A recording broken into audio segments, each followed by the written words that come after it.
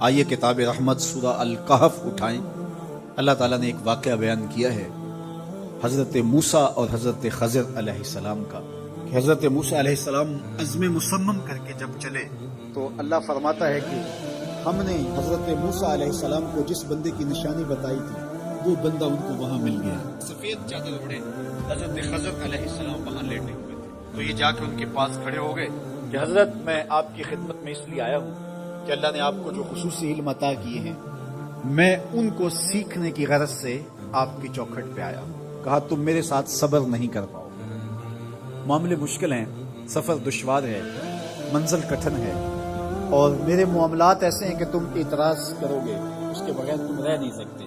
حضرت موسیٰ علیہ السلام نے کہا اگر اللہ نے چاہا تو آپ دیکھیں گے میں صبر کروں گا اور آپ کے کسی حکم کی کسی کام کی میں نافرمانی نہیں کروں گا، کسی کام کا انکار نہیں کروں گا۔ کہا کہ اچھا شرط یہ ہے کہ جو میں کروں اس پر تم اعتراض نہیں کرو گے، سوال نہیں کرو گے، یہاں تک کہ میں خود ہی نہ بتاؤں۔ تو کہا کہ یہ شرط ٹھہری، میں کوئی بات نہیں کروں۔ فانطلقا، دونوں چل پڑے، دریا کے پار جانا تھا۔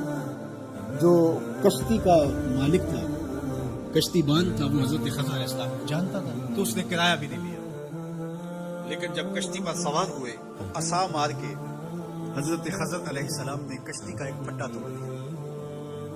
تو بے ساختہ حضرت موسیٰ علیہ السلام نے کہا آپ نے پھٹا توڑ دیا، یہ سارے ڈوب جائے؟ کہا میں نے کہا تھا نا تم میرے کاموں پہ صبر نہیں کرتا۔ حضرت موسیٰ کو یاد آیا، کہا میں بھول گیا تھا، اس پر مواخذہ نہ کیجیے۔ پھر دونوں چل پڑے۔ بچے کھیل رہے تھے، ایک خوبصورت لڑکا وہ بھی بچوں میں کھیل رہا تھا۔ حضرت خضر آگے بڑھے اور اس کی گردن مروڑ دی، اس کو قتل کر دیا۔ صاحب شریعت تھے حضرت موسیٰ علیہ السلام، نہ رہ سکے، پھر بول پڑے ایک جان کو بغیر کسی جان کے بدلے میں قتل کر دیا، اس نے گوایا کیا تھا ہمارا؟ آپ نے بہت ہی جو ہے وہ غلط کام کیا، کام اچھا نہیں کیا۔ کہا میں نے کہا نہیں تھا کہ تم میرے ساتھ صبر نہیں کرتا۔ کہا ایک موقع اور دے دیجیے، اب اگر میں نے کوئی اعتراض اٹھایا تو پھر دوبارہ مجھے آپ اپنی صحبت میں نہ رکھیے۔ ازل تمام ہو جائے گا، پھر دونوں چل پڑے، یہاں تک کہ ایک بستی میں دونوں آئے تو آپ نے بستی والوں سے کہا کہ ہم مہمان ہیں، آپ ہماری مہمان نوازی کیجیے، کھانا دے دیں۔ انہوں نے انکار کر دیا، کہا کہ ہم تو آپ کو بلایا نہیں، آپ خود آئے، آپ اپنے کھانے کا خود انتظام کیجیے۔ گزر رہے تھے گلی سے تو ایک دیوار گرنا چاہ رہی تھی، تو جلدی سے اس دیوار کو مرمت کر دی۔ کہا حضرت ہم اگر چاہتے تو اس پہ اجر لے سکتے تھے، انہوں نے ہمیں کھانا تک نہیں دیا اور ہم ان کی دیواریں سیدھی کر رہے ہیں۔ کہا اب تمہاری میری جدائی ہو گئی، تم نے یہ بھی اعتراض کر دیا۔ تو انہیں یاد آیا کہ وہ یہ بھی اعتراض ہو گیا، اب میں تمہیں بتاتا ہوں کہ یہ 3 کام میں نہیں۔ اللہ اکبر۔ اب سنیے، قرآن ہمیں بتاتا ہے کہ ظاہری علم بھی ہوتا ہے لیکن کوئی باطنی علم بھی ہوتا ہے۔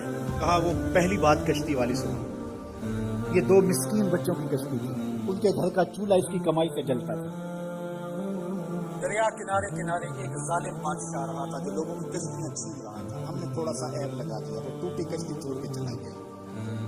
اب وہ تھوڑے سے پیسے لگا کے کشتی مرمت کرانے کے چلتا رہے گا، بتاؤ اچھا کیا یا برا کیا؟ کہاں رہی بات اس بچے کی جس کو ہم نے قتل کیا؟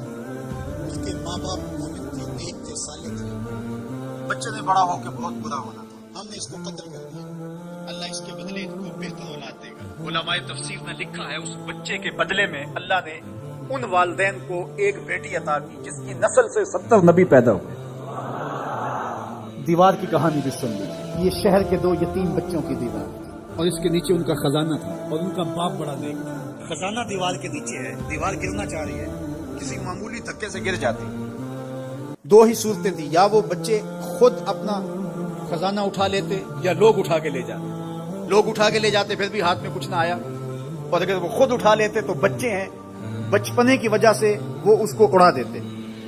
تو ہم نے اس کے اوپر دیوار کھڑی کر دی، جب تک وہ اس قابل نہیں ہو جاتے کہ یہ خزانہ نکال کے اس کو صحیح مصرف پہ لگا سکے اتنی دیر تک دیوار گرے گی نہیں۔ اللہ اکبر۔ وہ کسی وجہ سے دیوار قائم رہے گی، اور جب وہ اس عمر کو پہنچ جائیں گے جس عمر میں وہ اس خزانے کو سنبھال سکیں گے تو پھر دیوار خود بخود گر جائے گی اور یہ خزانہ نکال کر کے اپنے کام پہ لے آئیں گے۔ میں جب پہلی مرتبہ اس کو جو ہے وہ غور کے ساتھ تلاوت کیا، وہ مجھے یہ لگا کہ اس کا انطباق پاکستان کے حالات میں بھی ہو سکتا ہے، اس لیے کہ یہ بھی یتیموں کا سرمایہ ہے۔ کتنے یتیم روتے بلکتے رہ گئے اور ان کے سر سے جو ہے وہ سائے اٹھ گئے اس وطن کے لیے. لیکن میرے مالک نے اس ملک کے خزانوں پر گہرے پہاڑ اور بڑی بڑی دیواریں کھڑی کر دی ہیں. جب تک یہ قوم بلوغت تک نہیں پہنچے گی اتنی دیر تک وہ خزانے ظاہر نہیں ہوں گے. اور جب یہ قوم اپنی بلوغت تک پہنچے گی، شعوری بلوغت، فکری بلوغت، علمی بلوغت، اور رب سے جو وعدہ کیا تھا پاکستان کا مطلب کیا، لا الہ الا اللہ، جب اس بلوغت تک یہ پہنچ جائے گی، اس وعدے کی تکمیل ہوگی، پھر رب دیوار ہٹا دے گا اور پاکستان کو اللہ اتنے خزانے دے گا اور پاکستان ایسا مالا مال ہوگا دنیا دیکھنے آئے گی. اس لیے رب نے دیواریں بنا کے رکھی. تمہارا باپ معین الدین چشتی بڑا نیک تھا، تمہارا باپ داتا گنج بخش علی حجویری بڑا نیک تھا، تمہارا باپ حضرت مجدد الف ثانی بڑا نیک تھا.